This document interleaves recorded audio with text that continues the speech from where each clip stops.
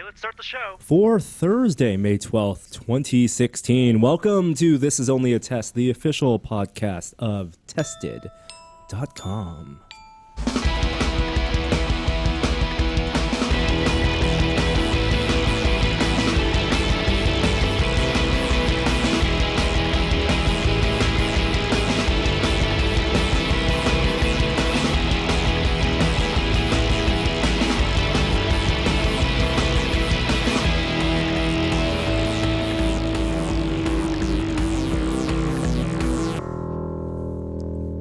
Good morning or evening or very, very early morning to everyone out there. And good morning to everyone in here. Hello, I'm Norm.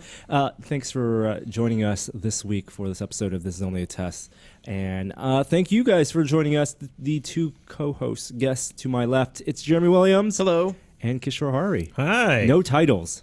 Down with the titles. It's all good. This is an equal opportunity workplace. That's right. That's what that means, right? We're all hosts. We're all hosts. We're all hosts. Here to talk about technology news, virtual reality, some science, and, as we do now, kick things off with a little bit of pop culture. Now, I'm going to not apologize to Jeremy for our conversation last week about Thanos and the Infinity Gauntlet and the Infinity Gems. I was impressed. I don't know why you would apologize. You guys are clearly just, you carry nerd cards and you wear them well. Offers the discounts at Bed Bath & Beyond. But we do want to start talking about the Marvel Universe again this week because Civil War is out. Now, still Untitled, Will, Adam, and I did talk at length about Civil War. Did you guys listen to the podcast? Yes, I watched it. I did. Okay. Yeah, so I was well impressed. You guys are some smart cats. I got to put that out there. You guys all throughout the whole podcast, you went from like the presidency to Broadway to actors, the difference between Will and John Hurt, and all the way through Civil War. I was impressed. You guys, it was a good podcast. Yeah. I'm going to double dip, and we're going to talk about Civil War yet again because I want to get you guys in on the conversation. Now, both of you I have also widely watched disagreed with your take on the Still Untitled this week. Oh, I disagreed with their whole perspective. Oh, you on disagreed Civil with their War. perspective on Civil War? Yeah. Well, that's great because they kind of all agreed. We all agreed. I think Adam, Will, and I all agreed that while the movie was great, it maybe we don't know how it will stand the test of time, and we thought that better than Ultron, maybe not as good as Winter Soldier. At least that was my perspective. I got to rewatch Winter Soldier first of all because I've only seen that once, and I didn't think it was as good as Avengers. I really liked Avengers. That's the top for me. I'm amazed by how well choreographed all the conversations are, as well as the fight scenes. And that's one thing I really liked about Civil War was how well orchestrated the arguments were, where both sides of the arguments, whether they were in the boardroom or elsewhere, they always had good points. It was like neither side was wrong. You could understand that point of view, and I really appreciated that it wasn't just, obviously this guy's right and that guy's being stupid. And without moving into spoiler cast territory, we will not spoil all the big secrets and reveals and surprises from the film in case there are listeners of this podcast who now, 1 week into the movie's release, still haven't seen it yet. For shame. We will. I guess it's fair to talk about the thing that I was most surprised about after our podcast came out was how many people sided with Tony Stark and felt that there was the ambiguity. Because for me, it was very clear. I like Captain America more, and I sided with his argument more. I thought he was the hero. I actually was really close to being on Team Iron Man because when I reflected on it after the experience, that's what I felt like. I should have been on Team Iron Man that whole way. During the movie, I came in Team Cap because that's how I experienced reading the comic book as well. So I think I had a bias towards that. But I left with shifted. And I think when I go see it again, because I do think it's better than Winter Soldier now that I thought about it. I think I will be more on Iron Man's side. I think there's an argument he made that people have sort of dismissed, but has been a thread throughout multiple movies. So I will completely agree with you there, where that the characterization of Iron Man and the believability for you as a viewer that why he would choose that side is much better explained. His motivations and his actions in this film are much more believable than in the comic book series Civil War. In the comic book series Civil War, they really just made Captain America the good guy and made Iron Man the bad guy. And the actions Iron Man took in the comic book series Civil War were just like the villainous. Here, it's way more ambiguous, and I think over the course of the Phase 1 and Phase 2 movies, even back to his first characterization in the first Iron Man movie, being the weapons dealer turned hero, you get that sense that this is where it was all building up to. The other thing I'll say that I think hasn't been mentioned about, I think this movie has the best villain of any of the Marvel movies so far. That's surprising to hear. Now, again, we don't want to spoil exactly what the villain and the motivations are plot-wise. I heard a lot of people say that they thought the villain was forgettable, like because so much of the movie was mired in that conflict between Captain America and Iron Man, bros becoming foes, that the villain really was an afterthought. I think if you, upon reflection, I think the villain here is going to linger. I hope so too. And I think as more films are added onto the end of this story, I think that villain's going to rise farther in terms of total impact to the entire world. It's hard to compare movie. I think it's easy to compare movie to movie, and that's unfair to a certain extent because Civil War, like Winter Soldier is really a spy movie, and this is not a spy movie. Right. But you have to think about them in aggregate. The arcs of these characters have to be considered over multiple movies in terms of their motivations. And I think the lingering impact of this villain, I think Ultron's going to have no impact to the MCU. I think the villain in this story will. And that's a very good point. Where the teams end up and where the characters end up at the end of this film absolutely have lingering And effects. I think that's going to reflect incredibly positively. Now, Jeremy, did you watch it with your son? Yeah. Did he enjoy it, and what was his perspective? Because I'm always interested of what the younger audience. Well, what's interesting about him, he's a sensitive guy, and he's 9 years old. So going into PG-13, we could have been dangerous territory, but he did great with it. He loved it. He was nervous going into it about seeing friends fight with each other, because that made him a little stressed out. The way that they handled that, I thought was really, really great, because they made sure that to communicate that they were fighting, but that they were still friends on some level, with the exception of maybe towards deeper in the movie. But especially the airport scene, there was a lot of comedy involved. There was Hawkeye and what's Scarlett Johansson? What's her name? Black Widow. Black Widow. Having a little repartee in the middle of a fist fight. It was good. I thought that they handled that very well. I wanted to make I want to express my point, which was that the whole dichotomy between Captain America and Iron Man. And what they're arguing for early in the movie when it comes to the government oversight. I was surprised, and maybe you can explain to me in terms of the comic books why this makes more sense, but don't they seem to be on opposite sides of what you would expect?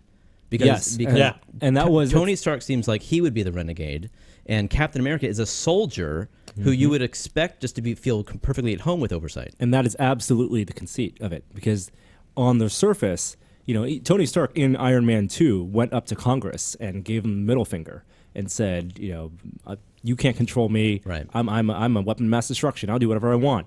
And so as a story arc, as a character, in terms of character development, it makes total sense to have catalysts that give him more of a conscience or change his way of thinking.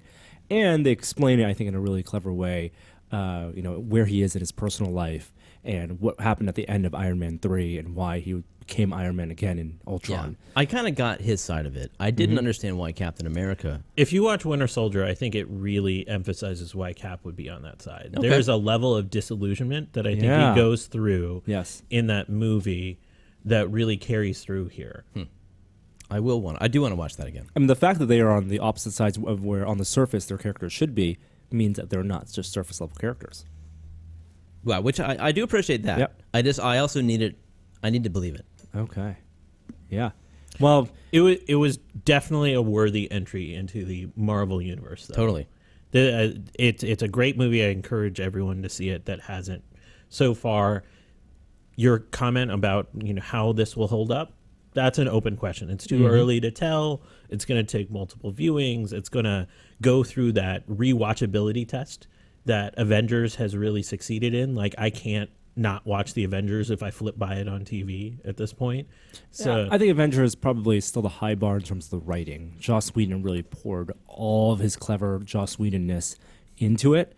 And the writers of Captain America: Civil War, the writing duo who have now written more Marvel movies than anyone, while they get the characters, I don't think they're as proficient writers, and they lack like a Whedon or Sorkin-esque to it, the elegance of the dialogue. It's true, but Whedon had that pretty big drop off when it went to Ultron. Yeah, that's what I was thinking. I mean, I think of Avengers as being a real high bar in terms of just nailing it, but I was not as impressed with Ultron. I think Ultron maybe it was a little more. He tried to be a little more clever sometimes. It definitely had the very Whedon-esque lines. But wasn't there too much action in that movie? There was just too much. That's what I really liked about Civil War, is that it was the same ratio as Avengers, where there are really great action scenes, but they really take their time with the exposition and giving time for dialogue to occur. Really good dialogue. It demands rewatching. At this point, all three of us have only seen it the one time, and so these are hot takes. Yes. I saw it in 2D. What about you? I saw it in IMAX 3D. Now, the IMAX 3D in San Francisco just got upgraded seats. So What do you mean? Like comfier seats? Comfier seats. No They kidding. didn't all in the month of February. They were down for several weeks. They didn't even show Batman v Superman in IMAX in San Francisco. The one true IMAX screen in the Bay Area. That's right. They finally updated their seats. Nice, like cushiony, leathery seats. Is that the new laser projector too? No, it must be because it's one they use for Force Awakens. Okay. And so that looks pretty good. It's supposed to be Yeah. where like it's so bright that even with the 3D glasses on, it still appears. Oh yeah, I mean, there's a great Louis Pretty C.K. great. bit about him going to the IMAX theater, and all he's there for is that opening IMAX sequence where they bring the numbers at you in 3D. It was Yeah. 5-4, and that's when they show it really bright. And at the Metreon, that opening sequence is like it's amazing. Okay. So I usually avoid 3D just because I feel like things get blurred and it's just not done well or integrated in the story. Is it worth watching in 3D? I think if the screen is big enough, then absolutely. I mean, for a lot of people, I haven't seen the Jungle Book, and people say Jungle Book is really worth it in 3D. Oh, I hadn't heard that. That's good to know. Yeah, so I want to watch that. And there's so many movies. I just feel coming like out. the 3D movies are trying to do VR, and that was before VR was even here, and now it just seems even more of a gimmick. I mean, we're gonna get to the VR in a minute, but there was an interview with the Russo brothers who directed Civil War, and they said one of the technologies they're interested in for Infinity War is VR. Now, I don't know what that means. It could mean as like a marketing tie-in. Definitely, the movie's not going to be VR.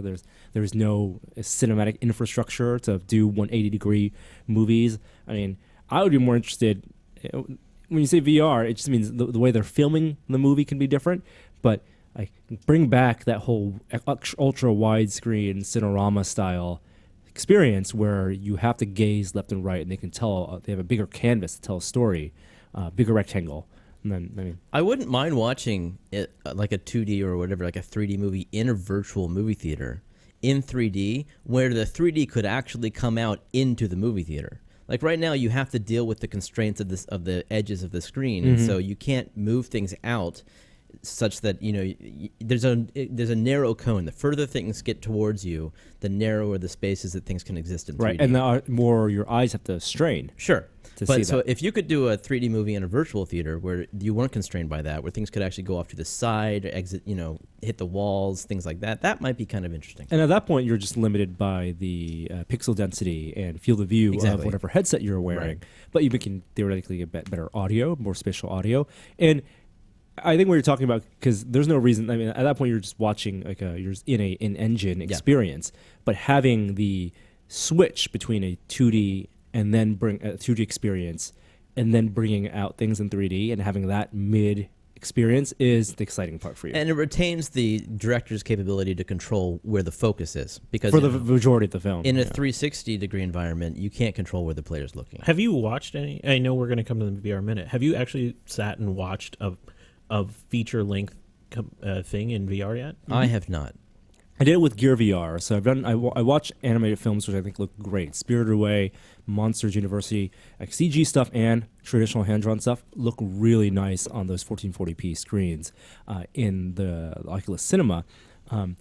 With the CV1, I tried watching like Creed in virtual desktop and making my settings, and it was not as enjoyable as just watching it on the computer monitor. Yeah. I want at least one more generation of resolution bump. I can't imagine watching it in the Vive just from a pure comfort standpoint of wearing that for an hour and a half or something like that. But that's one of those things I'm gonna try early on with my Rift. But we'll come to that. Yep.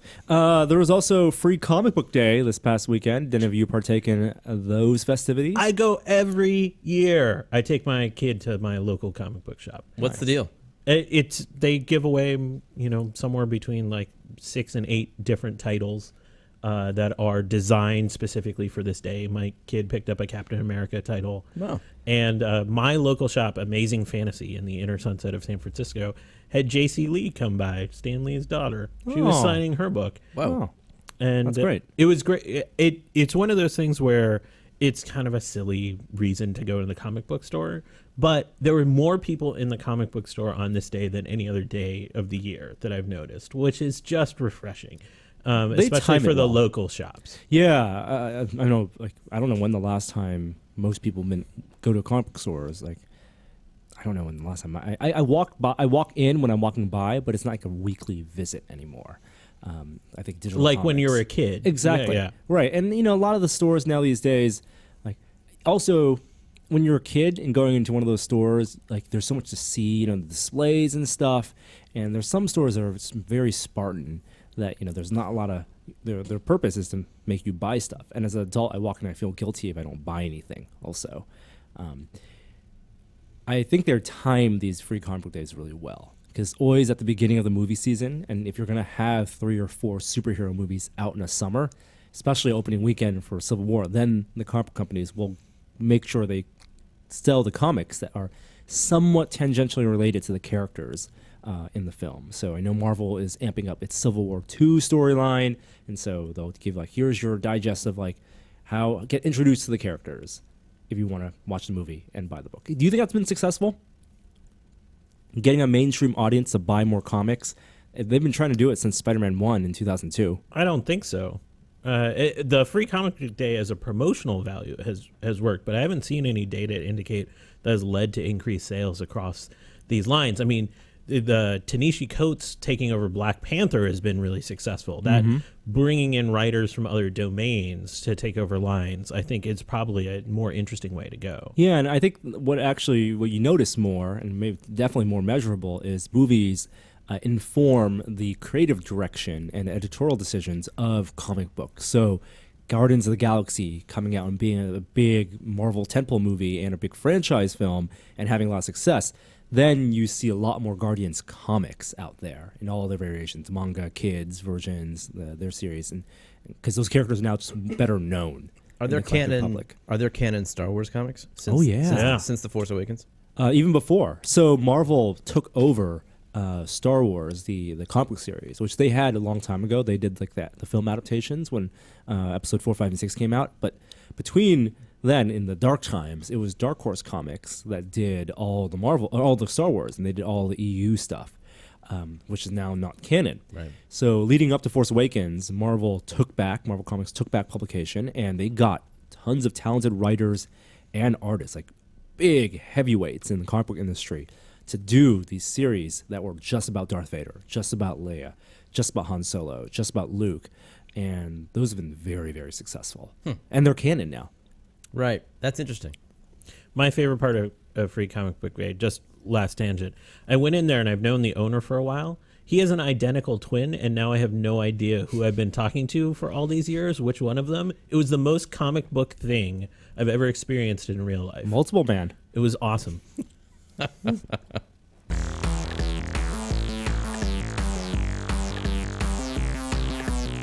A couple more Star Wars and Disney related things. It was just announced this week that Disney is shutting down Disney Infinity. Oh yeah, we just bought it Hugely, like a week ago. I mean, what a shock and disappointment.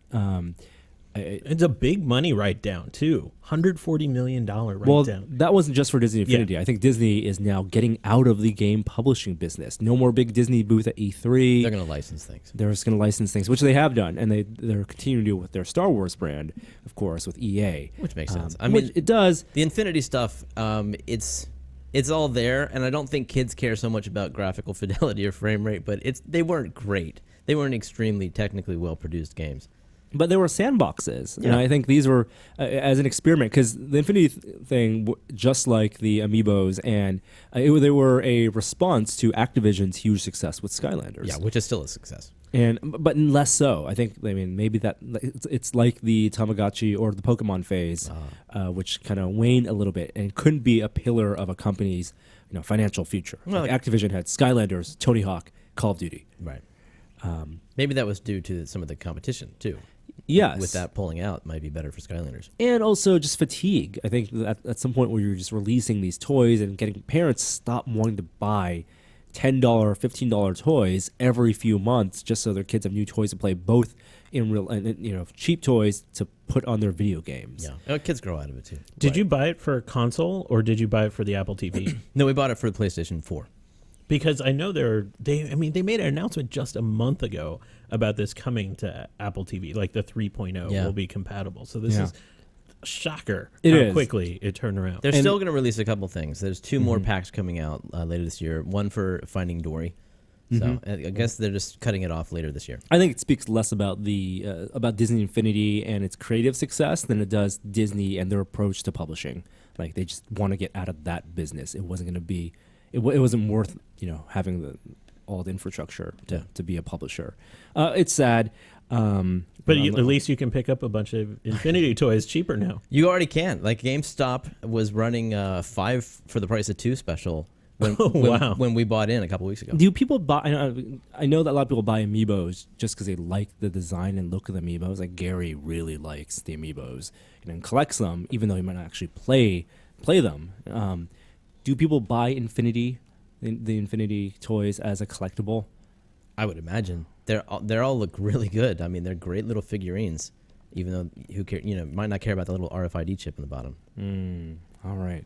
Did you guys see that? The other sad thing about Disney Infinity is it's because it's Disney. It's not very likely that they're going to release assets and let a third party take over and continue development. It's the mashup aspect that they wouldn't trust someone else with. Exactly. And also they want to control their brand. But something they can't control are fan edits of trailers. Now, there have been a couple good ones, especially Star Wars ones recently. There was an edit called like The Heroes Are something the light, or it was basically a episode 4, 5, and 6 mashup in modern day editing. I'll put a link to it in the show notes below. But there was the one that got the most attention recently was the James Bond style inspired Empire Strikes Back trailer. Opening sequence, actually, not even a trailer. Yeah, Jeremy and I watched this before the podcast started. I think Jeremy's look was unimpressed. Really? Well, I didn't know what it was supposed to be, but I just hated the music. Well, the music was the Radiohead Spectre song that MGM decided not to use for Spectre, because they went with the other song, that Academy Award-winning song, which I didn't like that much. But like, do you have an affinity for the James Bond style opening sequences? Oh, I used to. Yeah, sure. I guess I have the affinity for the opening sequence. And so this is supposed to be like that opening sequence. Okay. Yeah, I get it now. I thought it was very, very well done. It's well done. It's a matchup that's okay. I actually enjoyed the Rogue One trailer in Lego more. That was a little bit more fun for me. Because they managed to get some of the emotion of that trailer into Lego, which is hilarious to me. Interesting. Is somebody playing music, audio? I cut it. Sorry. Some last video game news before we jump into tech news. 2 big video games announced recently, and some interesting fan reactions. So Call of Duty, the newest Call of Duty, is going to be called Infinite Warfare. And have you guys seen the trailer for this? Yes. The reveal trailer, which used Space Oddity, a cover of. I haven't watched it yet, but It's I've fine. been on the internet, so I've seen the reactions to So this. how much of an Infinite Warfare is supposed to take place off planet? I think it's. I don't know. I mean, I think the big conceit is that this now is set in the future where there are colonies and it's a fight between people on Earth versus these people in the colonies, and there's gonna be space battles, and it's maybe gonna be a little less boots on the ground and more boots on a spaceship. Some people have complained that it's moving into too much in the Halo territory, and the things they like about Call of Duty is more about the feel and the kind of trooper feel, that team-based warfare. But On the flip side, EA released their trailer for Battlefield 1. Going the other direction. World War One, yeah, complete opposite direction. Which, like, you see these two franchises kind of move step in step. And Call of Duty, I think, has had more success overall with their Modern Warfare and Black Ops series, while Battlefield had some missteps with the Criminal series. Even though Battlefield 3 was hugely successful, 4 less so much because of the launch problems. Battlefield 1, World War 1, it looks incredible. If you play those trailers side by side, one looks like a next gen game and one looks like a current gen game. Yeah. I don't know. I don't judge games based on trailers. And you shouldn't. Even though they say in-engine footage. In-engine footage just means they use the engine to render something out, but it's not actual gameplay footage. Exactly. But I think the reaction was on the internet for some reason, and there's been some conspiracy theories about this. The Battlefield 1 trailer has 1 million likes, which has made it one of the top 5 most liked trailers ever. Wow. On YouTube. In a week? In a week. Wow. And the Call of Duty Infinite Warfare trailer has 1 million dislikes. Oh, okay. So it's some campaign, and there definitely is like the snowball There's a little effect. brigading going on, but Yeah. do you buy into any of the conspiracy that this is at least about the Call of Duty, about the sort of changeover in Infinite Ward, the Infinity Ward. Infinity Ward. Sorry. I mean, Infinity Ward's hasn't been Infinity Ward for a long time. The Infinity Ward guys who started it are now making the Star Wars game. They're Respawn Entertainment, right? They made Titanfall. So I'm sure when they came up with this idea, because this is a game it's done basically. It's coming out November, and they've been working on it for 2 years. When it came about, think about 2 years ago. What was hot? Right? What was the thing that got everyone excited 2 years ago in pop culture? It was space. It was Interstellar and Gravity. And that kind of, and teases of that in the Modern Warfare games, that the astronaut level and stuff like that, I think gave people, at least the perception, the creative side, that they wanted to make a space game. That this is the way to logically take it to the next level. Mm-hmm. I really like that EA went the other direction. What? And it's just such a better trailer. It's such a good trailer. It is a better It's trailer. a great trailer, but in terms of, the trailers are supposed to, The music is good. They tell you a story, but they also, a good trailer for a video game, which is different than a good trailer for a movie, it's supposed to sell you on, give you teases as to what some of the gameplay experiences are going to be. Yeah. Right? So, you see in the Call of Duty trailer, they're going to be flying ships. That's new. Flying ships at the speed and doing that kind of warfare. They had glimpses of that. In Battlefield 1, horses. Yeah. Horses versus tanks. Uh-huh. And Real trench warfare, zeppelins. biplanes. And oh my god, biplanes and the scale that you see in a Battlefield game, Yeah. It makes it more physics oriented. The limitations of technology, as informed by history, make it more of a strategic and skill based game.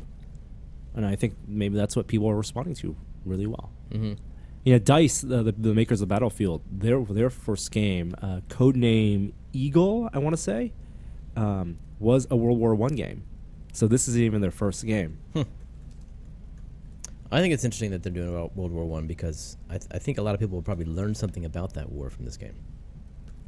It's the Hamilton version. Yeah, the video game version of Hamilton. This could be highly educational. I don't know about that. Well, I don't know if it'll be taught in schools, but okay. I do think it'll have an educational element to it. Completely concede the point because Battlefield 1942 made me interested in World War II in a way that no class, no documentary, I guess aside from the war, made me interested in some of those battles. I know the battle areas of El Alamein and Kursk because of video games.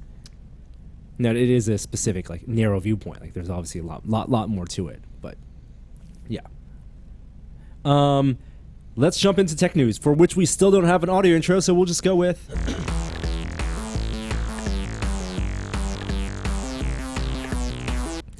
Along with that Battlefield 1 announcement, late last week we also saw the long-awaited announcement of Nvidia's consumer Pascal video cards. This is the GeForce 1000 series. This Sure. This is the tech news that's going to make me feel bad. I'm so sorry. Why? What happened? Well, we've been telling people not to build VR PCs until they have their VR headsets, or until they know when they're going to get their VR headsets. Right. And especially late last year, when we were still in the anticipation before even pre-orders started, some people, including people on this panel, built their PCs for Black Friday. Now, Black Friday is a great time to buy some components, some evergreen components, but you kind of know when like the video cards are supposed to get announced. And we expected last year that around that spring time frame, this is a little later than previous years, around that GDC time frame, Nvidia is going to announce their this year's video card. We know that Intel does an announcement in the summer with the E versions in the fall, PAX time frame. That was a 2-minute way of Norm telling me I told you so about this. But let's talk about the card itself for a second. All right. So this is Pascal, and the previous cards, Maxwell was hugely successful. The 980 series, hugely successul for Nvidia. I mean, because of the performance improvements in Maxwell, and the 980 Ti just being incredible. And previous to Pascal, you had the 980, 980 Ti, and Titan X at the high level $1,000 video card. And anticipation for Pascal, I mean, if you saw the press conference, they blew up. They said this was years and years, billions of dollars R&D in the making. It really is a refinement of Maxwell, but done on a new process, that's the exciting part. It's on 60 nanometer process. Did they announce that? They did. Oh, 60 nanometer. Wow. New TSMC process with. It's not even just 60 nanometer. There's a special layering they deal with it. That gives them the efficiency for them to amp up the clock speed a ton and also put a ton more transistors on there.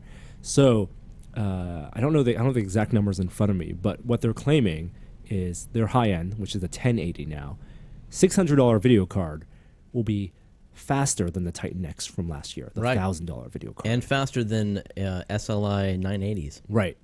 Now, they're also saying the 1070, which is a $380 video card, also faster than Titan X.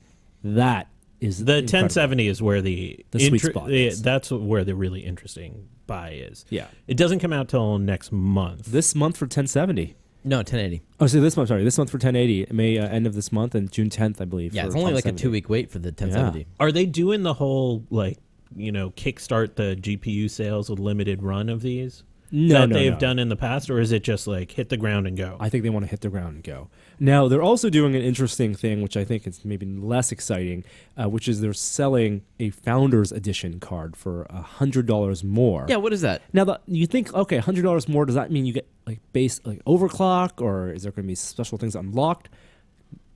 It's actually none of that. It's not overclocked. It uses NVIDIA's reference cooler. It's basically their reference cards. Wait, the regular card isn't the reference card? No, the regular cards are going to be sold by the third parties. Oh, okay. So third-party makers will sell their the cards and maybe use their cooler designs. But if you want to get NVIDIA's cool, tessellated looking, polygonal cooler design, pay an extra $100. Don't get that. Get them as cheap as you can. Yeah, You can I still don't know. overclock them. Dude, I say get a 980 a month from now because they're going to be dirt cheap. That's the feeling I have too. But if you're building out for the future, if it's only a less than $100 difference between the 1070 and the 980, I would go with that 1070. Oh yeah, No, totally. I would too if it's only $100. And my argument also is, having benchmarked 980 Ti and Titan X, even 980 Ti couldn't do reliable 4K gaming at 60 FPS. Titan X, I thought, was the first card that could do 40 FPS. If you had a G-Sync monitor, you could get super smooth frame rates with basically everything maxed out on majority of games at 4K. Which had never been done before. And the fact that you're going to be able to do that with a card that's $380, that's totally reasonable for a graphics card, I think is mind-blowing. The next version of DisplayPort is supposed to support 4K at 120 hertz. Wow. They said they're supposed to. They're ready for it at NVIDIA. It just hasn't been finalized yet. The other thing that NVIDIA announced was also new software features. And the one that's most interesting to me is something they're calling Ansel. Oh, good, because me too. Yeah, I thought this was very cool. So Ansel is a way, I think it's going to be probably built into the GeForce experience. So probably get OP in more than just the new Pascal cards. I hope it gets rolled down to Maxwell also. But a way for you to, I don't know exactly how it'll work, but they say in any game allow you to... No, it requires participation by the developers. Ah, got it. Okay, so developers need to enable it. Yeah. And then while in-game, you get to pause the game, bring up an overlay, and then maneuver your camera outside of your character or whatever your visual interface is and take a 360-degree image. Stereo image. It re-renders it. That's right. Yeah. For viewing in VR. That's awesome. Totally, yeah, and it does a stitching. It's like any other panorama that we've shot with regular cameras or in-game before, but this will do everything for you. So you can move the camera out, you can tilt it, you can even do some effects if you want to. But then you hit one button, and with the world frozen, which is critical, because if you're trying to do panoramas, you'll get bad overlaps if the world isn't frozen. Yep. It will shoot from every angle and get all your stereo images and combine them, stitch them together. It's totally the kind of thing that I don't think it's going to be used by even the half of the users or owners, but it's something that they spent money on, and I'm really glad they did, because the people who like taking screenshots and love, for game developers, it's going to be great. Well, I think what this is, you're right. So for game magazines or game publications and websites, just the standard rectangular new screenshot capability could be awesome. Yeah. Because you're going to be able to get some really cinematic shots. And there's a whole community out there who all they do is post in forums or have dedicated blogs just for posting their shots. Now, there used to be a whole skill involved in that, right? There still is. And there is, but it used to be like this voodoo magic where you would oversample your graphics card, tell the video card you're rendering at much higher resolution than it actually does, so it's super samples, and then, which NVIDIA had brought in previously in an update, and then they would find the right shot, and they would use code hacks to, cheat codes, no clip, and then find interesting ways to take a photo. Try to get the HUD removed, which was hard. Exactly. And now this simplifying it, does that, I mean, it's a democratization of that process. Oh, it's fantastic.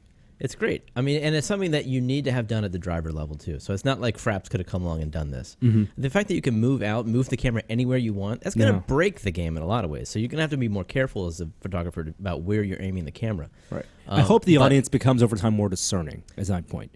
What I'm excited about is I think this will be a great way to take screenshots for VR games, so that you'll be able to browse a VR store and hit, in VR and view a screenshot and be able to look around the game space in stereo 3D. You mean like what Oculus promised when they first announced the store in Oculus Home? I don't remember them promising that. Oh, come on, Jeremy. I really don't. Totally did. No, I believe you. So Oculus promised that in the store, one of the ways they would take advantage of VR is when you load up, the menu item for a game like Chronos, instead of just showing you the slideshow of screenshots and a video, it would put you in the environment. That's what we want. That's what you want. Yeah, and so that's what this is for.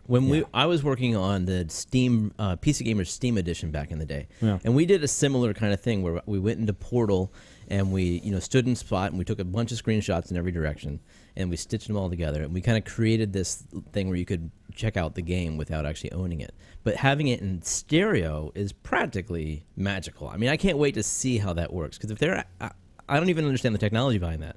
But to actually be able to do parallax with a screenshot, I mean, how are they? I mean, it's re-rendering. How are they doing? Because your eyes aren't in the same position, so they have to rotate around a center point. I want to see it. Unfortunately, you can't download any samples yet. But no, you can. They have examples up on their project site of the screenshots, but they're just 2D screenshots. I want to see some stereo samples. Look forward to I'm looking at one from the Witness right now, and this is awesome.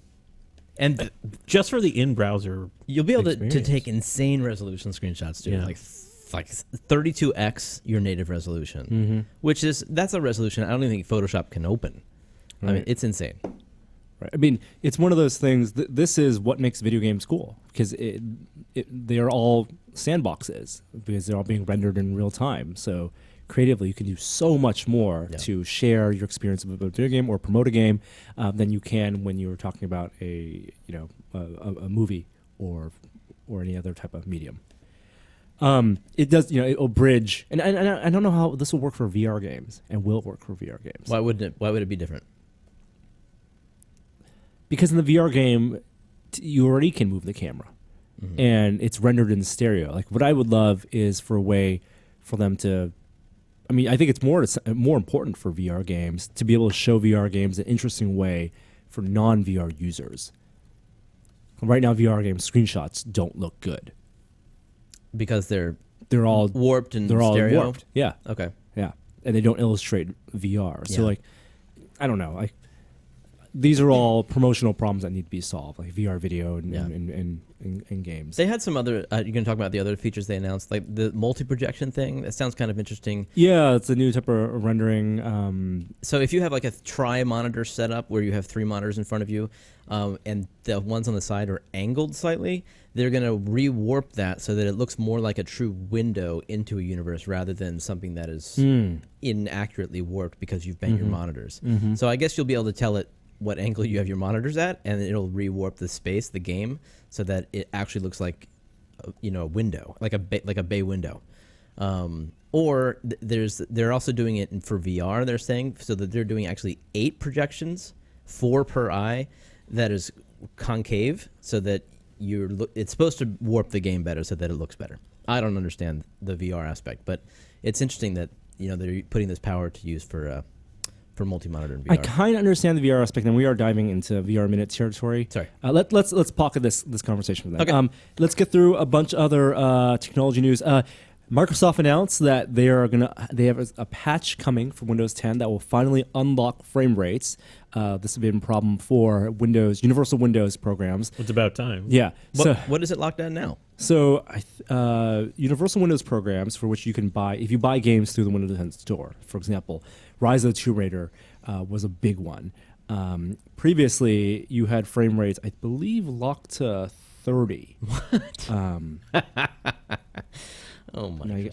I might be wrong about that because I don't buy games from the Windows Store, but it was a huge deal, and they're also now supporting G-Sync and AMD's FreeSync for those games, UWP games. I don't think it's. I mean, these small steps help, and they're the right thing to do, but gamers are still buying their games from Steam. Yeah. Good old games. Like, it's not really changing anything. No, this is just going back to the way Win32 was, though. So, I mean, it's overdue, but it's not going to be a huge shift. Did we get to talk about Viv? Yeah. Okay. So, moving on. At TechCrunch Disrupt New York this week, the creators of Siri, which left Apple when Siri got bought, they had been working on secretly on another digital assistant, which is called Viv, and they first showed the first public demo of it. Now, what's interesting about Viv, Jeremy? It programs its own tree of how to graph the knowledge that's been requested, which apparently is a big deal. I don't fully understand. Okay, so I guess Siri is locked down to specific services that Apple wants it to be locked down to, whereas Viv is more open-ended and it can connect to any API that Viv wants to, and supposedly they're going to open it so that anybody else can connect into it in the same way that we can connect to Alexa. So you could do anything from like payment to millions reservations anywhere you want. Yeah, so with any service that can connect to it. So I guess it's supposed to be more of an open thing, but what they're saying is a big deal is this self-programming aspect to it. Right. So that when you pose a query within 10, 20 milliseconds, it programs its own, path to gain that knowledge. Right. So the way I understand it is, if you think of how a service like Siri or Alexa gives you responses, they're looking at a knowledge graph, which is basically a big Excel sheet, right? More complicated than that, but they parse your query and they understand what type of question you're asking, but also, and then they find that database and then correlate your variables and then find the answer and then feed it back. But it's not very deep and that's why you can only ask it of certain things, because it has to have the right databases for every type of question. It's only asking you're asking basic questions that have a single answer. Right. And apparently what Viv can do, and the way it's designed from the ground up, isn't just a stack of databases. You can actually, it's on databases on top of databases that they can create in real time as it's understanding your question. Now, that whole idea that it's stackable of inquiry, so you ask one question, and then from that question, it'll generate a new program to find this to lock in the subsequent versions of it. Gives it more contextual awareness for your questions. And the other thing they're talking about is that it will have some more memory, so over time. So because it's generating all these new databases and all these new programs as you train it, you can ask it things and it'll have contextual awareness of what you've asked before. And just so listeners know, so the questions that he asked, like one of the questions they asked during the demo was, will it be warmer than 70 degrees near the Golden Gate Bridge after 5 p.m. the day after tomorrow, which is an oddly specific question.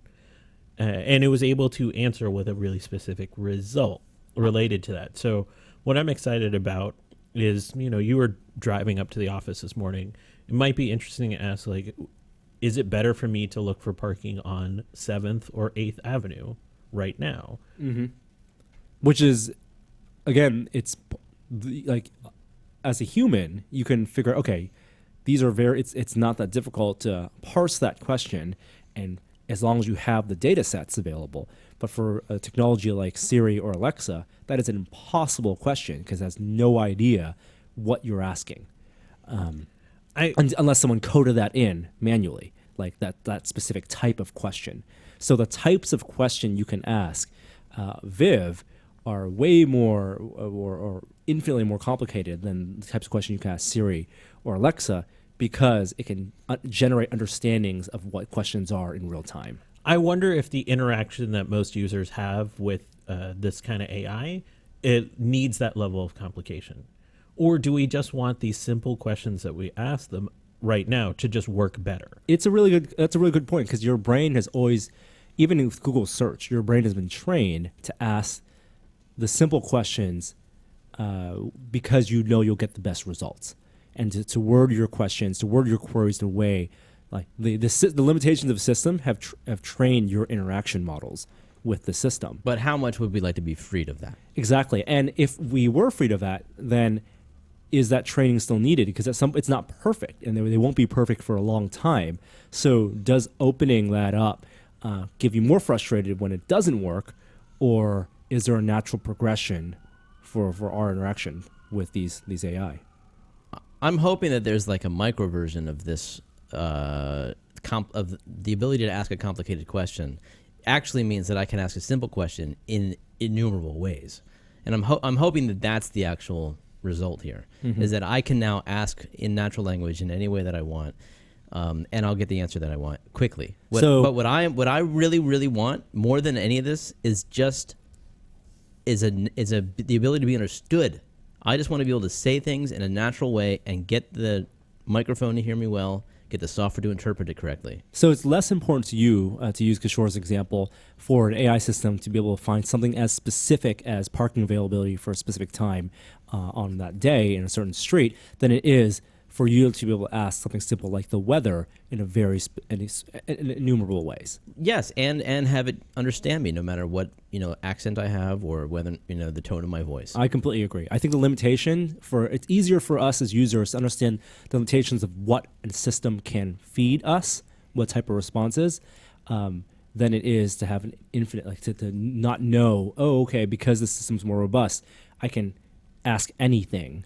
I don't want to be able to ask anything. I want to be able to ask a specific number of things in any number of ways, in more natural ways. Yeah, and it would be nice to be able to chain requests too. That's one thing that I think Alexa can't do. Right, the memory. That if I could say, Alexa, stop the timer and play the Beatles, if she could do both of those things, that would be great.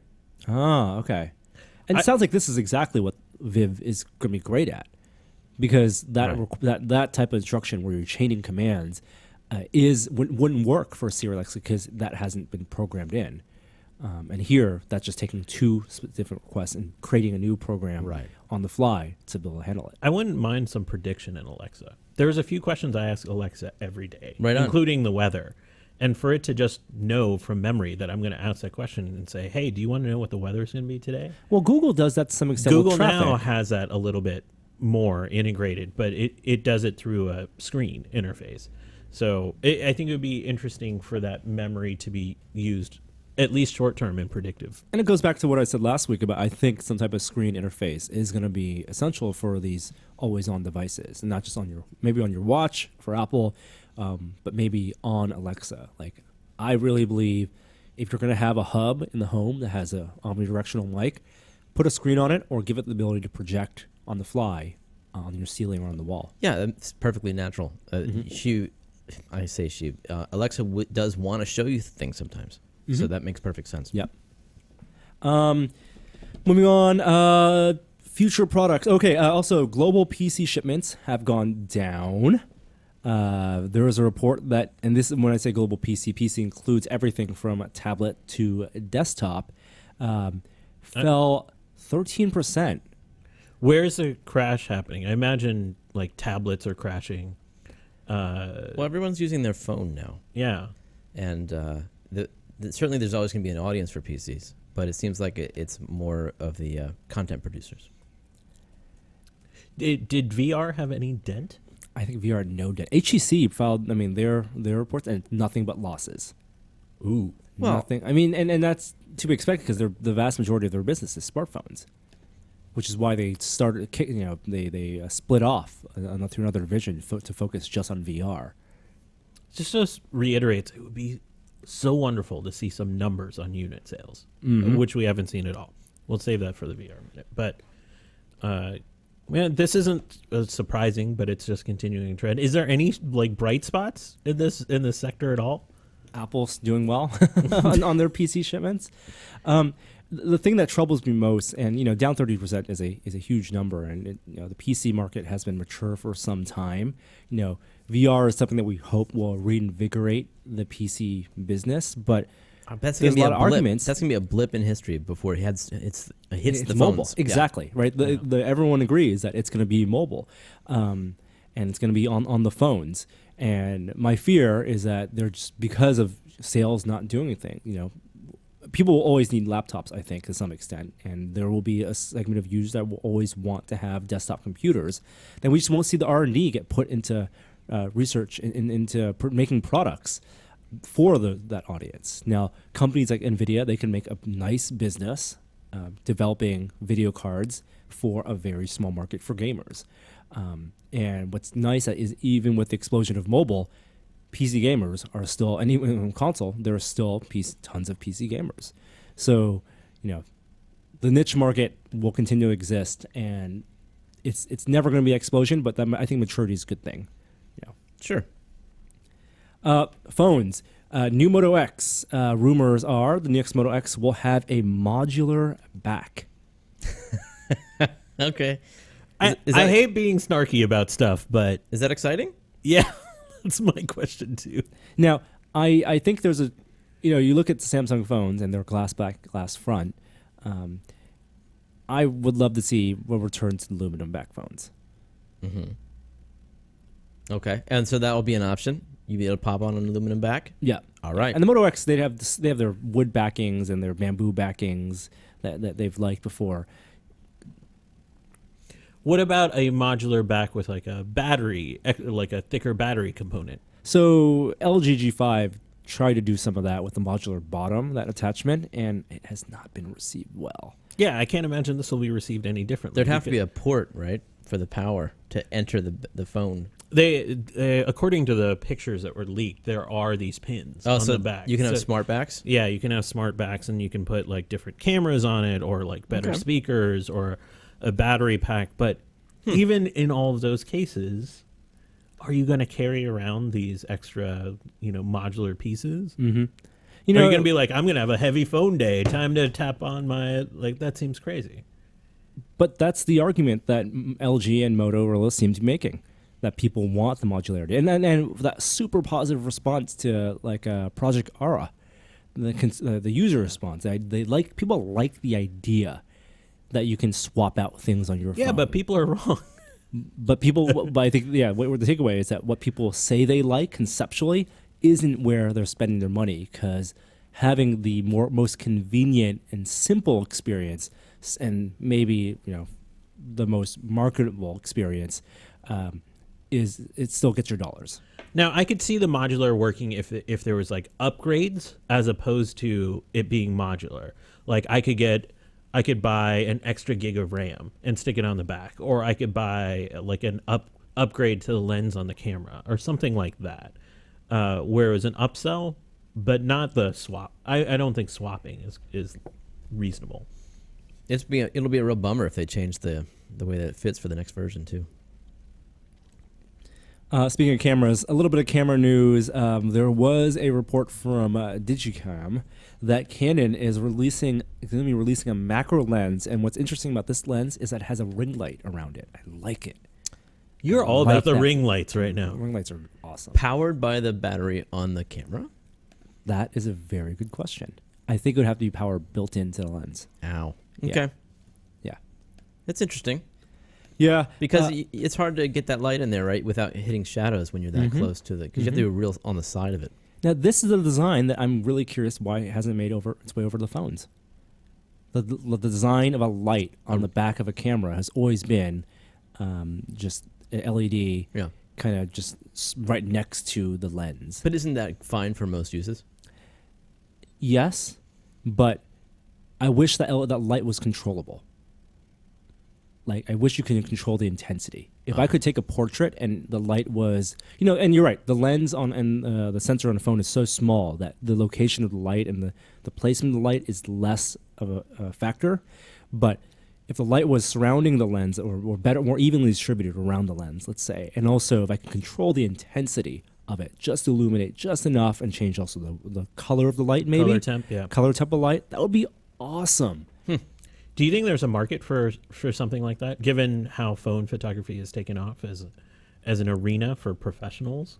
So I don't think it's even for professionals. I think things like Instagram have trained people to spend more time with their photos. Heavy social media users. And I know a lot of people on Instagram take photos and then edit after the fact, but a lot of people also take the photo in Instagram, in the application. And, it's not, there is a huge benefit to be able to just flip on the phone, press it, and have it work and take a great photo. But I think people are more open to the idea of spending time adjusting their photos as they're taking it. I've been impressed by the dual tone flash on the 6. Have you played with that much? I still don't like the flash. I mean, it's better than the last one. Whenever I never intentionally use the flash, but when I actually accidentally do, I'm impressed by the skin tones. I think they did a good job with that. There was a Hyperloop event yesterday. Oh, we got to talk about this. I'm super excited about this Hyperloop development. What went on? So wait a minute. Just to give the background here, Elon Musk released his grand scheme for the Hyperloop that he didn't actually want to focus on right now, but he said anyone else could. Yes. And so someone has taken him up on that offer? Sort of. Ish. So, like, the original design of the Hyperloop was a low-pressure tube. Think a little bit like Futurama, those tubes that move people around. And it would use sort of almost like compressed air to sort of and some magnets for you to glide down. Well, they've been doing some partnerships with other groups to rethink the technology. So it's a little bit of what you're talking about, where they open it up and it's like, anyone can work on this. But they also reached out and did some specific testing with groups. And this new design is really interesting. It comes out of a group from a discovery from the Lawrence Livermore National Laboratory right here in our backyard. And it's basically a form of magnetic levitation that's called passive levitation that uses magnets in this specific design called a Hallback system, or Hallback array, where you basically have magnets attached to the bottom of the train. And normally there's a kind of a symmetrical field that magnets put off. But you can arrange them in this array, the Hallback array, where it essentially in one direction is canceled out and amplified in the other direction. So now you can create levitation over a track, but... At any speed? Yeah, it's in motion is when this happens. So as long as this is moving, you can do this, this levitation effect. So the interesting part is that you don't have to constantly power it with substations along the way, which is the limitation of normal like maglev trains, is they have to have power all across the tracks, which is expensive. It's expensive infrastructure to build. So this is still in that sort of tube design kind of item. It's an upgrade on the train itself, but now it just needs like a big, long track of aluminum. But there's nothing special about that aluminum. So you're saying once it's levitated, it can be sort of propelled, and then without power. No, I mean, it still has power, but the power is on board the train. No, I understand, but the levitation doesn't require power. Well, it does require power to some of the magnets, but that effect, if there's loss of power, it will still levitate a little bit until the motion stops. Okay. Because the levitation is powered by movement. I would expect that motion to be pretty constant with so little friction. Yes. That's pretty awesome. It is really awesome to use this kind of array. They're demoing it. What? A version of it soon. So Hyperloop Technologies is now called Hyperloop 1, and the propulsion mechanism is going to be tested today. They say, if everything goes according to plan, a 10-foot sled containing the propulsion motor will zip for 2 seconds at 116 miles per hour and should crash into a pile of sand. So they're testing that propulsion mechanism today. This isn't the end product though, because there are other competing technologies that I think they've been working with. So, but I think it's really interesting.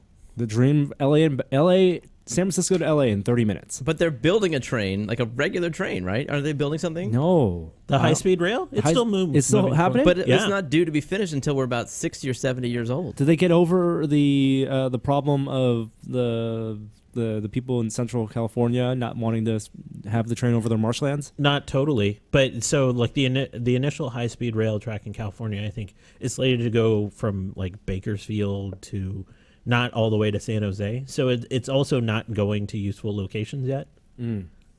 So it's only 50s or 60s. Yeah. You mean my 40s.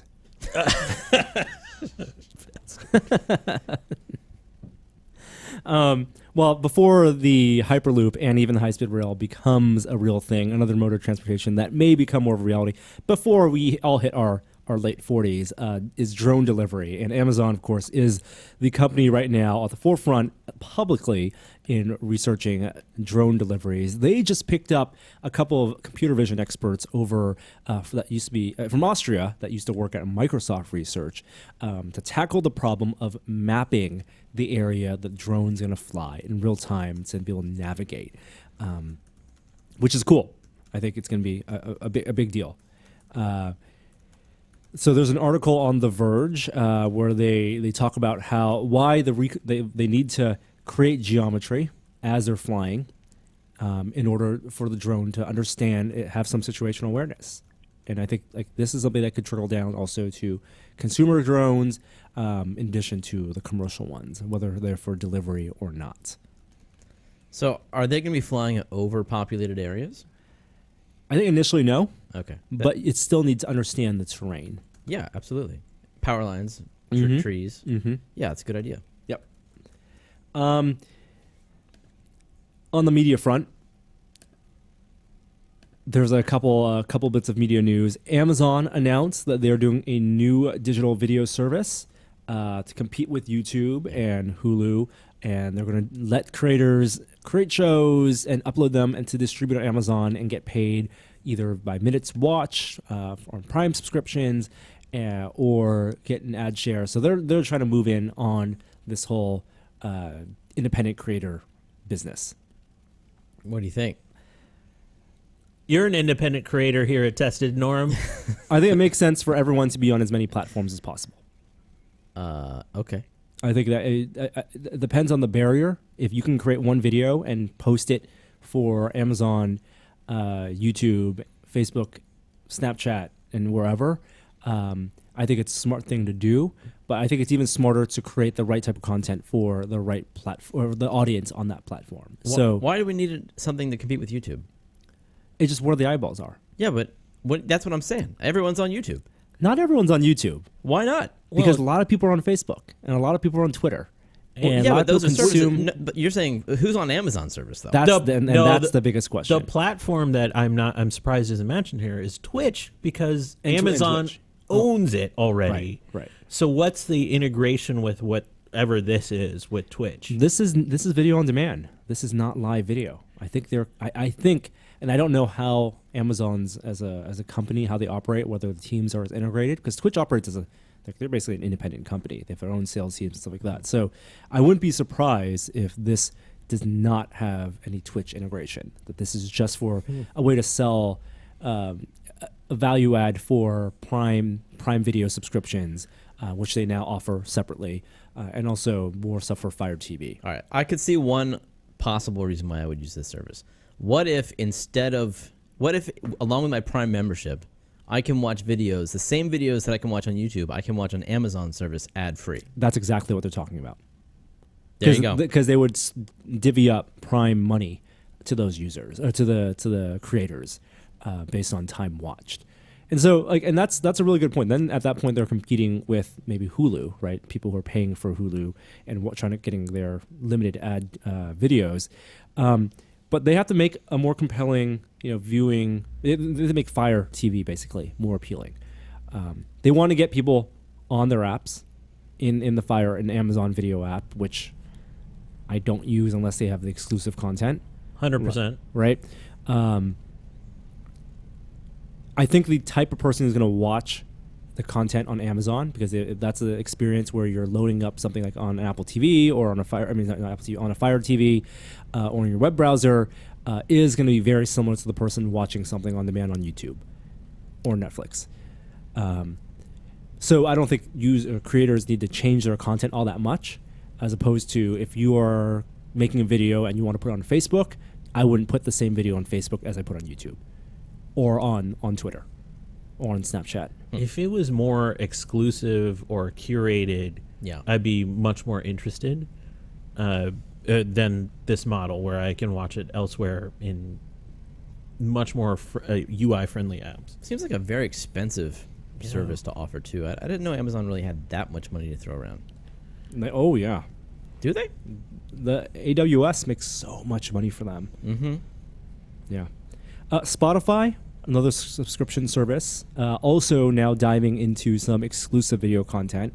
They have partnered with some celebrities to make shows. Now, these are shorter shows. These aren't full half-hour shows. They're more YouTube-style shows. But they want people to watch video on Spotify. Hasn't Pandora been doing this for a long time? They've had a video group for a while. And so I've been wondering how successful that is, because I don't recall hearing great things about how well that's gone down. I completely agree. I think just because a service has a paying member base that uses and a big user base doesn't mean you can give them content that they're going to like, because they use your service for a specific purpose. Totally agree. And they interface with your application in a certain way. All right, a couple more things. Tesla 3, Elon Musk, speaking of him again, said in an earnings call that it's likely they're going to be behind on production. They're not going to meet their mid-2007 start date to making the Model 3. 2017 start date for the Model 3. So hopefully they'll still be on time for end of 2017. They're not. It's going to be early 2018, I think. Before what? Before anything? For the first Tesla 3s. I don't know. They're hoping to ship, I think, 200,000 in 2017. Which is a lot. That's a lot. Yeah. That's a lot. So what if they only ship a fifth of that? That's still that's a good number of cars. Yeah, I think that would be good news regardless. I mean, 200,000 would cover most of the people who That's right. That's right. But they're shooting good for number. They're shooting for what, 500,000 capacity? Right. What I would be hugely disappointed if at the end of 2017 they make the goal of having cars out by saying, "Oh, a couple dozen cars are out," like the founders' cars or whatever. Right. No, if they release, they should release a good chunk, at least 20%, because otherwise the market's not going to be satisfied, and you're going to get all sorts of complaints. I'd rather them take their time, because if the battery, the 200 miles, isn't done right, then everything is going to fall by the wayside. And Yep. I don't think they want to see recalls on the Model 3 related to anything along those lines. So, granted, I haven't pre-ordered, but I would say 2018 seems more like a friendly way to go. Yeah, you're probably right. Now, what if Apple comes out in 2018 and says you can in a month you can pre-order They won't. You can buy. They won't, because where is their biggest warehouse in all of the known world hiding? Yeah, it's true. I mean, the amount of infrastructure you have to build for something at that for cars to be manufactured at that scale. Now, here's another thing. From this earnings call, it's also brought to light that Tesla's losing a lot of money. It's always lost money. It's always, but Elon promised they would make money this quarter, and they didn't. Did he promise that? He said I think the expectation was that they would, what did he say? They suffered a loss of $283 million in the quarter, 12th consecutive loss, and he had said they no longer suffered losses by the first quarter of 2016, which was this quarter, and they're still in the red, deep red. Do you think Apple's just biding their time? See if they can buy Tesla? If Tesla keeps on... Wouldn't that be something? I think that they're a natural fit. I would love for Apple to buy Tesla. I don't see it happening. If you're an investor in Tesla, I'm just ride the train right now, because they're going to dominate the EV market here in about a year and a half. Yeah. No, certainly the Tesla stock didn't do well after this quarter, but I think 2 years from now, you're going to wish you bought. That's not financial advice. Yeah. If people are listening to this podcast for financial advice, they're in trouble. I agree with you. I do think that they're clearly long-term Tesla's... we haven't seen any hint of another EV that's going to challenge the Model 3. Well, sure, the Volt. Just not aesthetically. Yeah, well, that's a big problem. Yeah, but it's certainly it's a solvable one. So how much is Tesla actually valued at? Because right now they're burning upwards of $300 million a quarter, and they made $400 million on deposits for the car, right? Which they only made $400 million on deposits for the Model 3 pre-orders. Which it's a lot of money. That's still a lot of money, right? Yeah. That's 400,000 cars at $1,000 each, and their cash reserves are like $1.8 billion. So, and they've lost upwards of $3.5 billion since they've incorporated. What would be the price of Tesla? Well, you mean if it were for sale? Yeah, I don't have no idea. Yeah. It would be too expensive right now. Elon wants to hold it. He clearly sees this is going to be a success. The pre-orders have been off the scale for the Model 3. They've just got to get it to market, because every one of those $1,000 down payments is going to turn into $35,000, $40,000, $50,000. What if Tim Cook said, "Elon, sell me Tesla, and I will put you on Mars. I'll let you die on Mars." He doesn't need Tim Cook to put him on Mars. Yeah, he's going to put Tim Cook on Mars. The only thing that somebody could offer him is if Tim Cook has a secret arc reactor at mini scale, then he can go to Elon Musk and be like, "Here's this thing, sell me Tesla for that." I mean, we might get to the point where Tesla's for sale because they're just burning cash or the economy dips. But they're about to release a car that's going to dominate the marketplace, at least, it seems like, for at least a decade. That's what I'm saying. That's worth so much money. And I guess my hope for Tesla is they overcome the production problems and the scheduling problems, it's an incredibly complicated thing to do, because these things they don't always operate on a timetable, testing and perfecting in future, designing future technologies like batteries. You're saying you hope they have the runway to release a great car? Yes, and that they can stay on track on that runway. And I don't know what they're missing. Like, is it money or is it talent? I think it's time is all they're missing, because we're talking about a massive leap forward in terms of capability. 100 to 200 miles is no small feat. So is this, if time was a problem, then did they jump the gun? I mean, it doesn't seem that way. I don't think like they're there. I don't see a problem here. I mean, the success of the pre-orders proved everything. So now, obviously, I think if he needed money, he could find it. There's billionaires out there willing to make crazy investments. This is not a crazy investment. This is a smart one. So I think if he needs the money, he'll be able to find it in order to get through the next couple of years. All right. I guess it's the same. You can apply the same reasoning to Magic Leap. All that investment, and they haven't released a product, and it's all about anticipation right now. There's a story happened a couple Decembers ago where Tesla and SpaceX were on the brink of bankruptcy.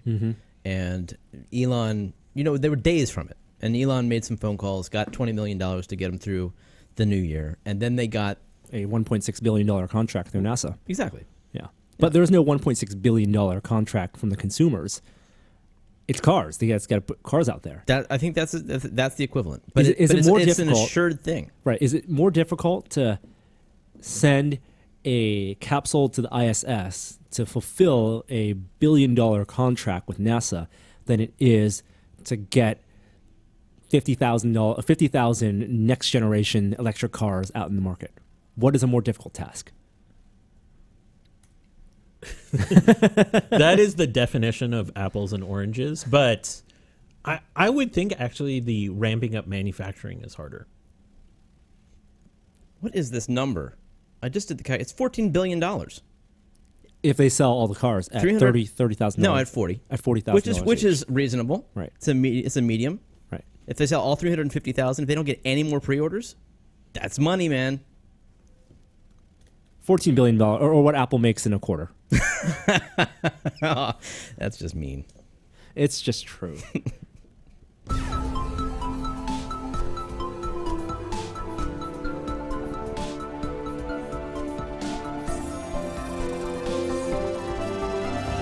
Now it's time for a moment of science. Hey, what'd you guys do on Monday morning? I watched live streams of people watching the... Yes, that's exactly what I did. So here in the San Francisco Bay Area, it was foggy. Carl got his revenge on us. So we couldn't watch the transit of Mercury live. I think most of the places here were fogged in. There might have been a few places like on Mount Tem that might have been above the cloud cover.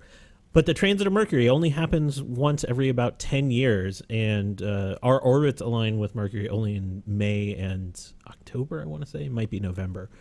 So that this is an incredible feat to watch Mercury cross the sun. I watched a live feed from MIT. I thought it was great. What did you think? I thought it was very cool. I was way more impressed by the footage that came out afterward. NASA put out this amazing video. That came from SDO, the Solar Dynamics Observatory, which is this telescope that's pointing at the sun. And they did a time lapse of it crossing, and it's beautiful. It's really beautiful. You know, have you seen the movie Sunshine? No. Danny Boyle's Sunshine? Yeah, Danny Boyle, right. I only got halfway through it. I didn't like it. Yeah, because the last third's no good. But the first third, I mean, it's like a sci-fi story. Humans are sent to reboot the sun. It's the core, but the sun.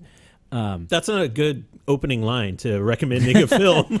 Regardless, it's a beautiful film, and there are shots in the film where they transit. That you see planets or going across the sun, and what NASA put out that video totally looked like Sunshine got it right. It's really amazing. There's actually a really great shot from the SDO that people can check out where it shows Mercury next to sunspots on the surface, and those sunspots are almost as big as the planet of Mercury. You always hear about sunspots, but the scale of them in reference there was amazing. And just one quick tangent. Do you remember that Kickstarter that you were all a rage about the moon with the ring of light going around it? It's $710. It was so expensive, but I still really want one. So what I really wanted after watching the live stream of this is I've never seen an accurate model of the solar system with the transits in motion. Yeah. Around like an illuminated sun in the center. What do you mean, like where they are right now? Yeah, because all of them, I got this device for my son called Moon in My Room that actually like mimics the phases of the moon on his wall. But I would love to see one that's actually accurate for all the planets and in the right shapes. I don't think they can do scale because it's just too far, because everything I've ever seen is always a circular orbit, but they're elliptical and they're timed in a certain way. That'd be amazing. Anyways, somebody out there, start that Kickstarter. You will shut up and take my money immediately. I referenced Sunshine, and there is a great scene. I just linked it to you guys in the show notes. It's a video clip where they watch the transit of Mercury from their spaceship. Oh, really? And oh wow, that's neat. Yeah, I put the links there. You can I'm load it watching up the right SDO, now. the SDO video. It's stunning. And this clip, even though it's labeled transit of Venus, I think it was transit of Mercury, but they're watching from their ship, and it's like it could be a trailer for NASA and the transit of Mercury, what happened. Because this feels like the PR version of the transit. It totally is. But it's like these. Like if we watch the clip from Sunshine, it accurately represents the awe that I think we all had watching that real NASA clip. This is the 7 seconds of transit. Yeah, that's awesome. We'll put a link up. Anyway, the reason I'm talking about transit beyond the fact that Mercury transited is the Kepler team, which is a space telescope that's designed to look for other planets, exoplanets outside of our solar system, made an announcement yesterday. 1,284 exoplanets found. Wow. I mean, that isn't amazing. So we've found about a little more than 3,000 exoplanets. Kepler's found 2,300 of them. Could define exoplanet? Planet outside of our solar system. Wow. And it uses the same methodology of a planet crossing in front of a star, and it's slightly dimming the light from that star to detect it. Got it. Now, this is really what's really fascinating about Kepler is that this time around, they went through an automated verification process. So they designed an algorithm to actually sift through the piles of data. So all of the reference from this came from a July 2015 survey, and they just had a computer do it and then went over it and made sure the calculations were right. So they're 99% sure that they have 1,284 candidate planets now. And even better than that, two are almost exactly the same. Two planets almost exactly receive the same energy from their star that Earth does. That's the important part. Class M? No, not class M necessarily, because it's a ratio, right? So the vast majority of exoplanets are massive because it's the way we can detect them are them blocking light from their stars. Class M in Star Trek lore is it represents the distance between a planet is from the sun. Jesus. So it's habitable. Class M being right in the middle of the alphabet. So class L would be a little further away, colder. Is that how they came up with N it? would be closer. And there were episodes in Star Trek where class L planet's super cold. So the range is really wide. Like the difference between M, and N, not just 10 degrees. It's talking about it's freezing cold, like Arctic and tropics.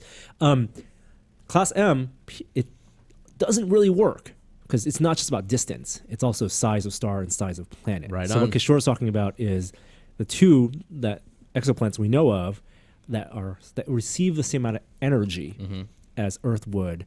That's more exciting than a planet being the same distance as Earth is from the sun. So that's amazing. Another thing that we almost lost Kepler a couple years ago, it has these wheels on the actual satellite that basically tune it and keep it pointed at the same area of space. Well, one of those wheels malfunctioned and it's down. And a number of the Kepler engineers from different areas of NASA did an AMA where they talk about the more recent failure where they basically had a software crash on it. They were able to recover from that first wheel failure by using, it's ingenious, they used pressure from solar energy to keep it aligned in a certain way, which is amazing. But this week they did an AMA and they talked about the software problem. And they basically had their internal bus overload and it put it in safe mode. And it tried to prioritize tasks that it was given in safe mode. And one that was actually high priority came in and it couldn't execute it, which turned it into emergency mode. And so all of a sudden, basically the satellite went coma for a couple days. And they were able to reboot it, and it seems to be fine right now. It's an amazing story. That's awesome. I mean, that justifies the time that NASA takes to fail-proof their software, which is forever. They're notorious for taking forever to get things, to launch.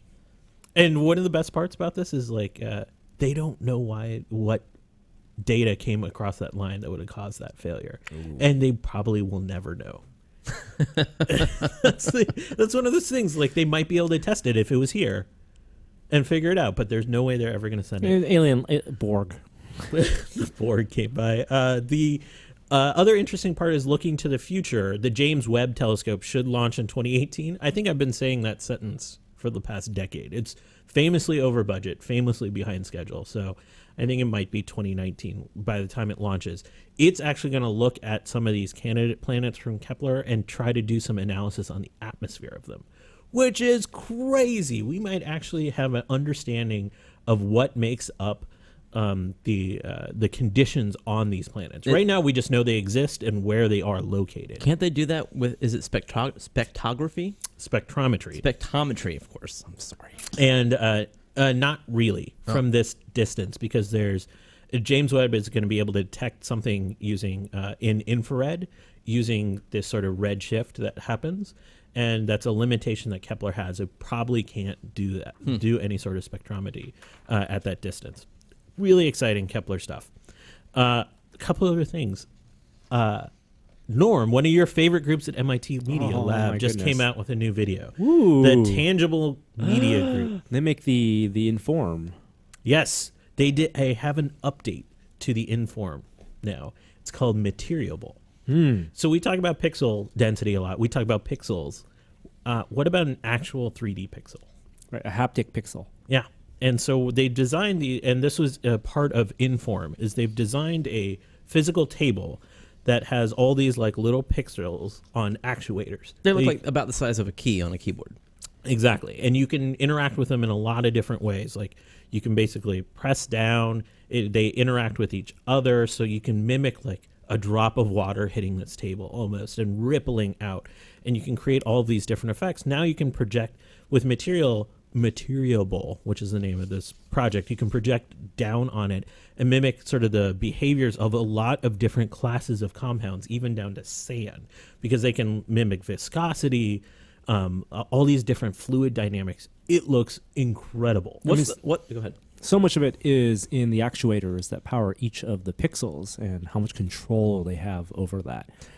What's the benefit of doing this in real life rather than in VR or just in a simulation? So that's an open question. I mean, that really goes to the heart of the design process. So let's say, I mean, one of the examples they give is if you had a table like this, and this is really specific to you, what if you wanted to design something to print, like a rapid prototype, to 3D print? Well, you can create, using this sort of haptic table, a quick version that you sculpt almost, right, and then send it to your printer. And you project forward to where the pixel density of these are such that it would be, instead of 1 inch by 1 inch, a millimeter by a millimeter, hopefully. Right. Right. And then so it's that's one example, sculpting and then having that information, that topographical information being immediately digitized, but also communication.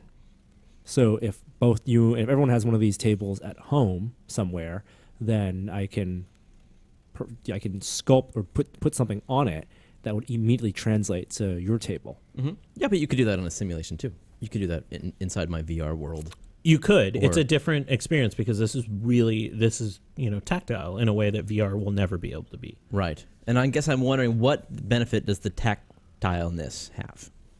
Besides the obvious cool factor. It's a really cool video, but it also looks very expensive. Seems like a lot cheaper to do in It's software. in a research lab, so it's priceless, right? Because they can't assign a price to the work. I don't know. Mm-hmm. That's a good question, but we haven't seen VR designing experiences get there either. So we're two sides of different coins. Yeah. No, I think you make a very good point. Like, what do haptics bring to the experience that you can't? Well, I think your brain works so much better with haptics. Like that, it's literally another sense. Yeah. Right. And if you are able to focus, if you're able to, and it could be incorporated with VR. There's no reason why those things couldn't work together. Mm-hmm. Anything else, Kishore? Yeah, one last thing. If you're any fans of the internet, have probably noticed Oobleck on the internet all over the place. Oobleck is that suspension of water and cornstarch that is a non-Newtonian fluid. It flows like water, but it resists like a solid. And like the hydraulic press channel has used it recently. There is the backyard scientist that shot projectiles at it using high-speed photography.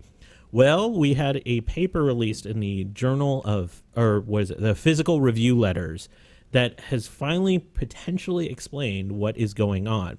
And there's always been this argument that it's friction between particles that's suspended in the fluid that resists flow, and that's why we get that behavior, or that when you actually put pressure on this, the particles are pushed together and they force the fluid out. So these are two different explanations.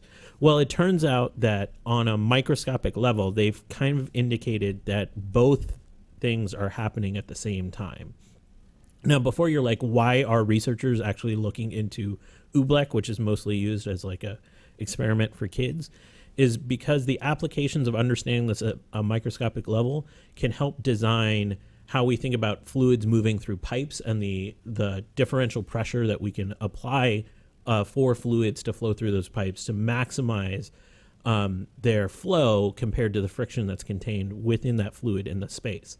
Meaning, we might be able to get more and different types of fluid through different pumps much faster than before using this. Without wearing it down and, yep. But mostly it's cool because we how can you apply it to understand Hyperloops? Tell me how can you apply it to Hyperloops. There's no fluid. Well, there is a lot of fluid dynamics in Hyperloops, but no actual fluid itself. But not. They're all Newtonian fluid, from what I understand. Not non-Newtonian. All right, that's it for a moment of science this week. But before we move on to our next segment, I do want to thank the sponsor of this week's episode of This Is Only a Test, and that sponsor is SciOI. SciOI has the perfect gift for gadget-crazy dads and grads in your life. It's a new concept bringing mobile phone connectivity directly to an action camera, and it's called the SciOI Iris 4G. You have to see it to believe it. Just push a button on the side of the camera, and friends and family then join the action live. Imagine tagging along when your son goes out mountain biking, or when your daughter is surfing those big waves, or when dad is wake surfing and makes his first big trick. This is the future of connecting our families and friends together, making sure we don't miss a moment of the good stuff. And the SciOI Iris 4G is a unique gift that will be appreciated by everyone in the family, both near and far. SciOI has provided a special discount code just for listeners of this podcast. Use the offer code TEST, that's T-E-S-T, at checkout on SciOI.com. That's SIOEYE.com, and you'll save some cash. And thank them for sponsoring this week's episode of This Is Only a Test. And now it's time for... The VR Minute. Virtual reality this week. Never fails to make me smile. I love that intro. Thank you, Eric Lott. Who says the VR Minute? I say the Is that you? Is that all you? Yeah. Okay. Remember we did that segment, that session where I didn't gave remember. out all those, and Kishore did the same thing. We'll need one for technology too, but we don't have a title for that, the pop culture segment or Our the tech forthcoming segment. pinball segment's going to need one too. Oh, well, we can use both names. Yes, name suggestions first for the segment titles. VR Minute, A Moment of Science, those are all claimed. What we've been testing, all claimed. So something for technology, something for pop culture, and something for pinball. But for the VR Minute, speaking of pinball, Jeremy, you published the PinSim build guide. Yeah, with your help. Thank you for organizing that. I passed Norm a Google Doc, and he made it beautiful. It was a ton of fun to finally get that out there because I've been getting a lot of tweets saying I'd love to build one. I just need to know how. So that's up on Tested. If you want to make a VR interface for pinball games, Tested.com is your destination. You've made some improvements since the initial video you did too. I right? really did, yeah. No, huge thanks to a programmer named Zachary Little, who is just a genius. He programmed a way to turn a Teensy, which is a microcontroller, into a Xbox 360 controller. So the computer doesn't even know. It doesn't have to run through any third-party stuff on the computer, which minimizes latency down to what is a real Xbox experience, which is fantastic, and I'm very happy with it. I think it's the only microcontroller gamepad emulator that actually supports Rumble too in existence. So this is something that I think has uses even outside of VR pinball. So it's a very cool library. If you just search PinSim build guide, you'll find the tested guide, which has photos and also links to GitHub. So Jeremy, your Xinput game controller, all that code is on in GitHub. And there's some STL files up on Thingiverse. If you got a 3D printer, you can make some fun stuff. Very cool. So not a ton of VR news out in this past week or so. We talked about Ansel a little bit on the Nvidia side. They're just slowly trickling more software, more games. I think there's something coming out this week, this graffiti VR. You guys see that? I got a ton of views. Is this a real thing? So it's a graffiti simulator, right, where it turns your Vive controller into a spray can, but it's it's an interesting spray can because it can change colors as it's spraying, so you can do rainbows, or you set it to one color and you can paint. What's interesting is that the demo video, the guy who's painting isn't a very good artist, so it sells 1 million views. So he's just doing words, but I think in the right hands, like Tilt Brush, it's gonna be a pretty cool app. Yeah, I think people are excited about that. And then actual games. What are the games you've been playing, Jeremy, for VR? I know you've liking the Hollow Ball. I love Hollow Ball. Again, the climb. Obviously, pinball effects. But I've actually been tinkering in Unity this past week. Oh, yeah. Back to a little bit of development. I decided why not? Because this early days, it's exciting. So yeah, I've been tinkering in Unity, making a little racquetball game. So I've been playing VR racquetball. With your own... Yeah. So with the Vive, you're making a game, you're going to use controllers, and you're designing something for a bigger play space. Yeah. Room scale play I think, space. well, yeah. I mean, as much as, like Hollow Ball, it's not, like you said before, it's not so much about being able to move through space. It's the track controllers and a standing experience is most of the enjoyment. So there's a lot of standing in one place. But... It's a ton of fun. Just as an aside, I happen to think that racquetball or tennis, anything where you have one physics object swinging quickly, intending to hit another physics object, is a pretty complicated problem to solve because you could have one frame where it's behind another frame where it's in front, and that collision is you have to do some interpretation and projection in order to see if something hit. That didn't get detected. So it gets to be probably more hard than my first product should be. Plus strip the ergonomics of how you're holding the controller and what the expectations are for the objects. Like physics, it just sounds like not easy to do. Right, exactly. So I might transition to a shooting game.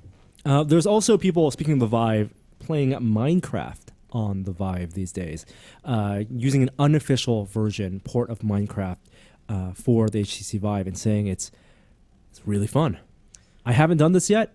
Well, the real one's got to be coming to the Rift soon, right? Because it's already out on the Gear VR.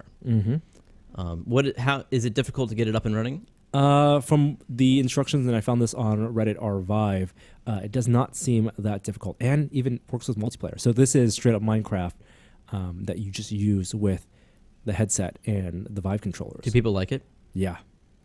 People really like it. I wonder how much of an advantage it is versus because the controllers, you're going to lose some ability to do some of the build construction without a keyboard.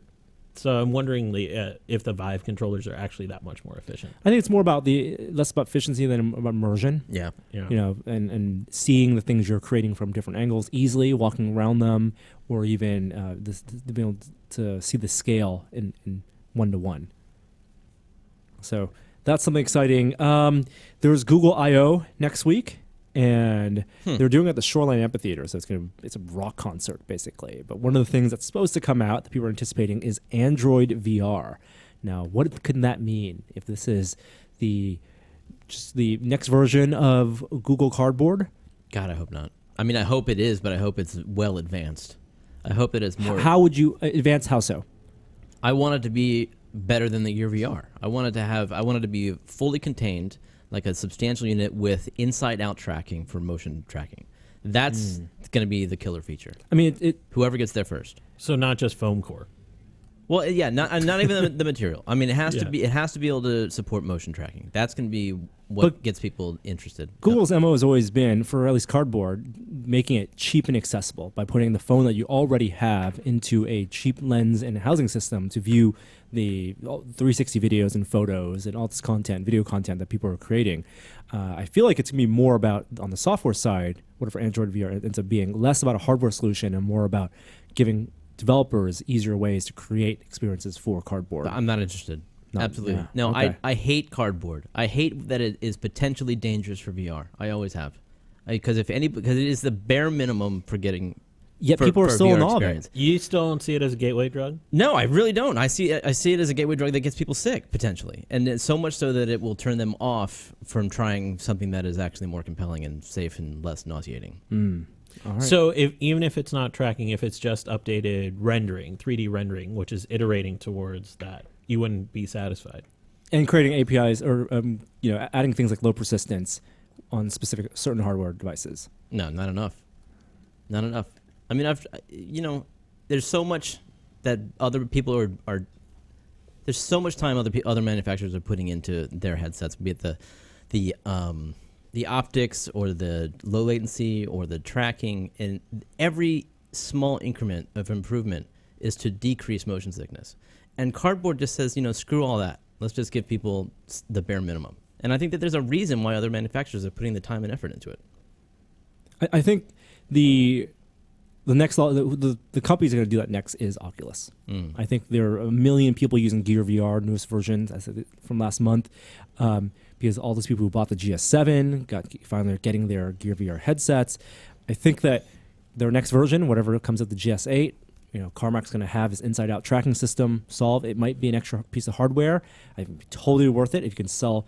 It would be worth $100 or even $150 if they sold a Gear VR headset that you can put your phone in that had added hardware for computer vision and for room tracking. The thing is, Google, at least publicly, they're at the forefront of that. Because of Project Tango. Yeah. I mean, they can do amazing things. And I'm hoping that is part of this next generation of VR for them. I just don't know if the latency is going to be good enough for that stuff. And also power consumption. And right. The limitation is the phone right now. Yeah. By the way, I can't stop chuckling when you talk about Carmack's inside-out tracking compared to Silicon Valley, the show. I didn't see the newest episode. Well, they call their development inside-out. That's right.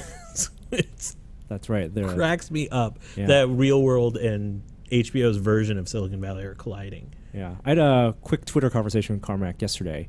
What? It's like 3 exchanges back and forth because I was wondering.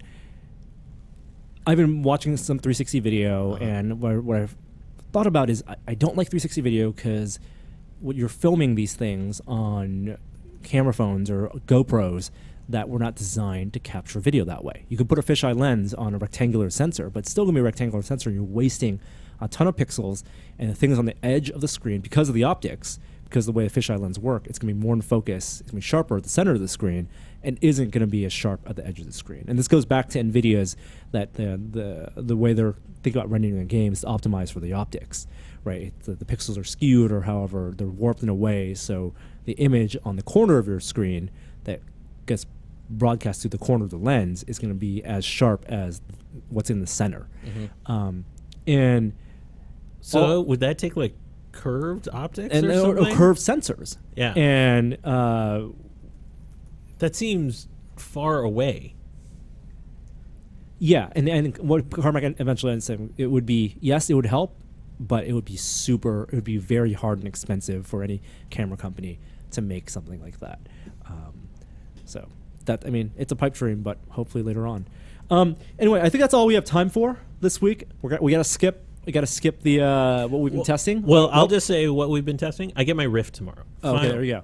Next That's week, what I'll be talking about next week. We'll have some experiences. I can tell you, try Blaze Rush. Oh, I'm trying the climb. We got the climb right here if you want to try it later today. And then anyway. I definitely want to. I'm going to try watching a full-length video or something close to it. Get Virtual Desktop. Yeah. Get that on Steam. I think it's really cool. And play Chronos. Oh, Chronos developers put up a really interesting blog on the Oculus blog about how they designed their camera system for their game, the lessons they learned from Herobound and the Gear VR games.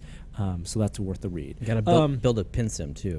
And got to build a pin sim. Are you going to bring it to California Extreme? Heck no, man. Unless someone wants to lend me an Oculus. I don't want to let 100 people stretch and sweat on my Oculus. Let's get a sponsor. We can use a VR cover. We have one right here. All right, that's it for this week. Thank you so much, everyone out there, for listening. Thank you guys out there, you guys here, for joining me this week on This Is Only a Test. We'll be back next week with another episode. But until then, here's an old outro. Hi there, I didn't see you. Tested.